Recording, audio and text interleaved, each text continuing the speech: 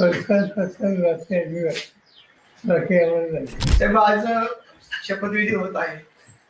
शपथविधीला पवार कुटुंबियांपैकी कोण कोण असणार? माहिती आहे.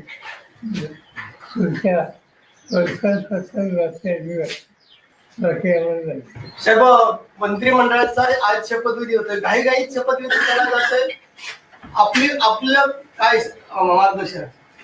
माहीत नाही त्या पक्षाने जे काही ठरवलं त्याची पद्धती आपल्याला दिसते.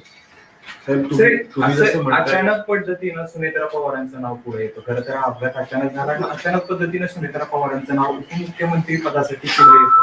नेमकी काय कारण तुम्हाला अशी वाटतं की ही कारण असू शकतात?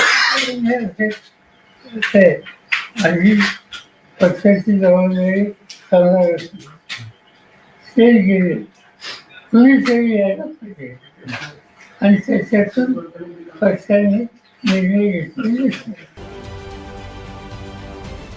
महाराष्ट्रातील सर्व बातम्यांचे विश्वासार्ह व्यासपीठ सकाळच्या सर्व सोशल मीडिया प्लॅटफॉर्मला लाईक, फॉलो आणि सबस्क्राईब करा. तसंच सर्व नोटिफिकेशनसाठी बेल आयकॉन प्रेस करायला विसरू नका.